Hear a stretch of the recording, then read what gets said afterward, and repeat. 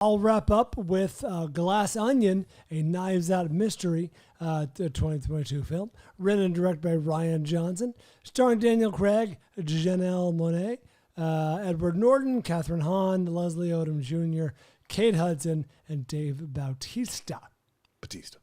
93% from Rotten Tomatoes. Mm-hmm. This is in theaters now. This hits Netflix in just a couple of weeks on 12/22.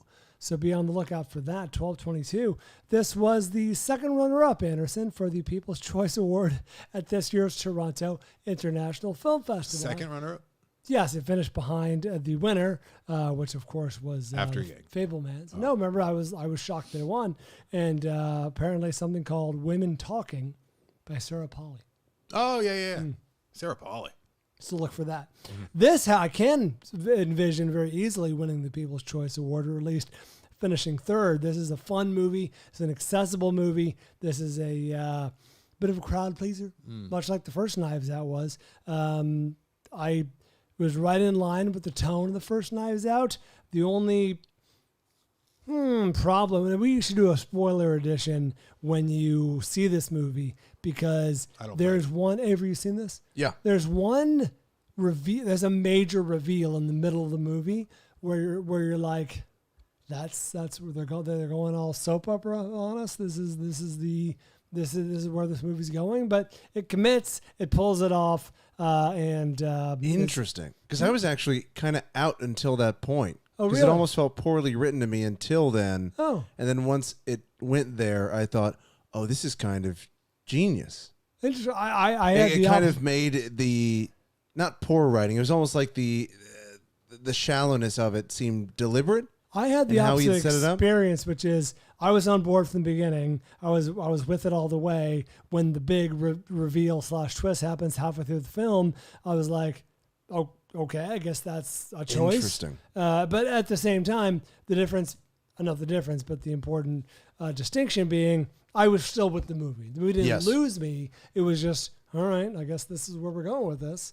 Regardless. So this is and Avery and I were chatting off the air about this. This movie got lucky. This is a movie that got very fortunate. More so than almost anything I can think of that's not a documentary. Ed Norton plays a very Elon Musk type character, super famous, super wealthy, hail as a genius, even though there's little cracks in the armor here or there. Yeah.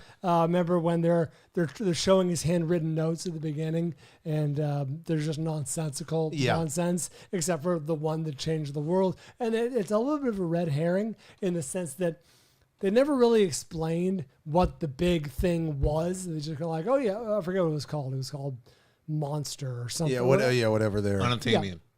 Yeah. Essentially, they never really bothered to dwell on what it was or how it changed the world. It's just his thing. It's his Tesla. It's his PayPal. Yeah, his whatever iPhone, whatever. Yeah, exactly. Whatever that thing is. I can't imagine they anticipated Elon Musk would be in the news as much as he is right this moment. Not only that, in the news for maybe not being the infallible genius we all thought he was, which is kind of how the Ed Norton character plays out. It's almost identical. Yeah. That's why it's kind of wild watching it, because it is so... It's almost laughably relevant. What happened with Elon Musk? Elon Musk bought Twitter and is driving it into the ground. Perhaps intentionally, perhaps not, but many of the decisions... Like he, with the blue check marks, right? He decided to, for $8 a month, you can use your own blue check marks.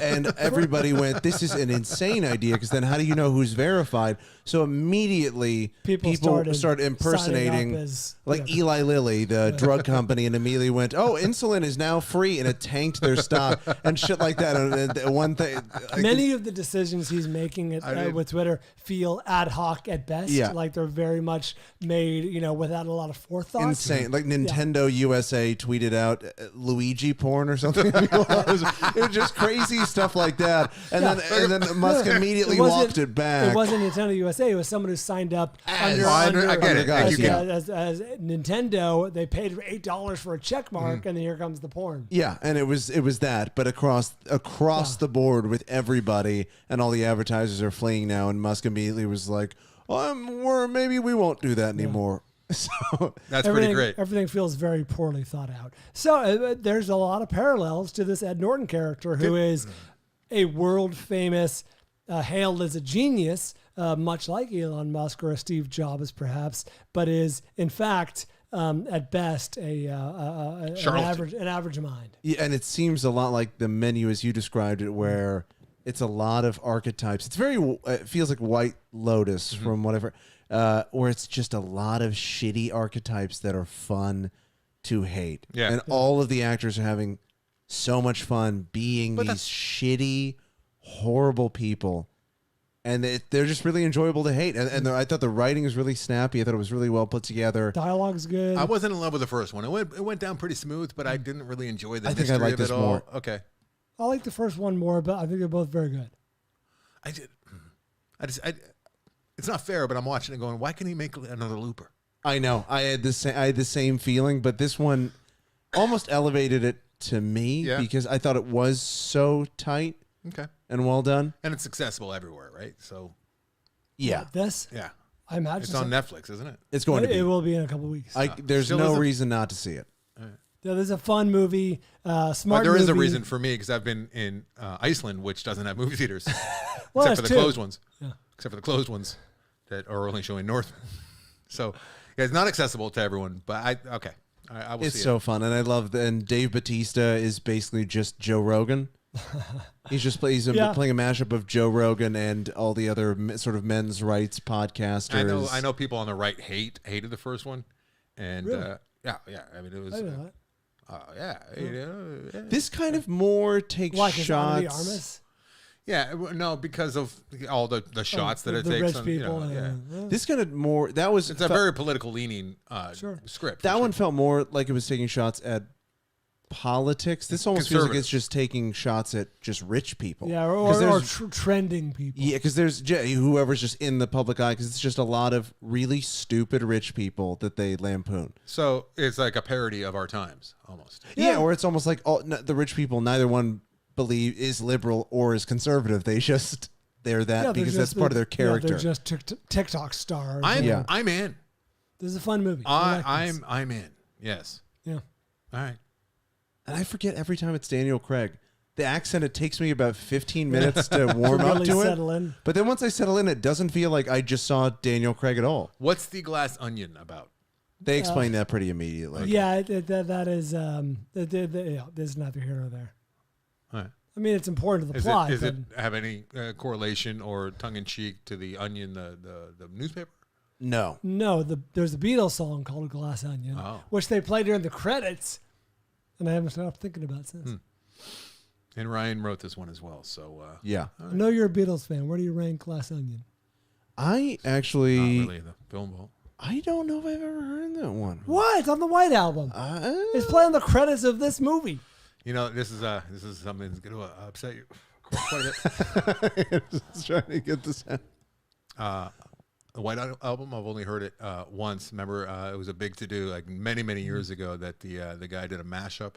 Oh yeah, the Danger Mouse. Yeah, Danger Mouse. He did the Gray Album Yes. because it was Jay-Z's Black Album and Beatles' White Album. Yeah. I had that. Genius. That's the only thing I've ever heard of the White No, Album. it is That's not. the only way I've ever heard the White Album. No, I listen to that a lot too. Well, the thing Sure, is, I've heard some songs here. Yeah, Anderson commercials doesn't know and what whatnot. number what song. Well, it was the same way you thought you'd never heard anything on Abbey Road. And I then you know. had heard every single song. Because I watch TV and there's commercials. Yeah. I see a lot of Beatles representation in commercials. I like the White Album. A little overrated. All right, I'm sorry I asked Some about people the title. love it. I love Abbey Road. I think it's. I feel like a basic bitch, but I do love Abbey Road. Oh no, that's my favorite. That's a good pull right there. Everyone's either Sgt. Pepper or White Album. Fuck all those.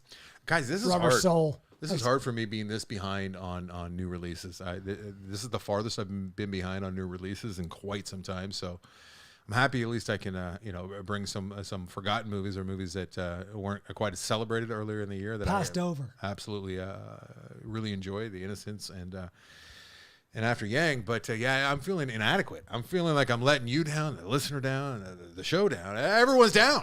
I'm You feeling know you can make it up to us. by seeing movies. Seeing movies. Yeah. The Whale will be seen by me this All time. right. By this time next week.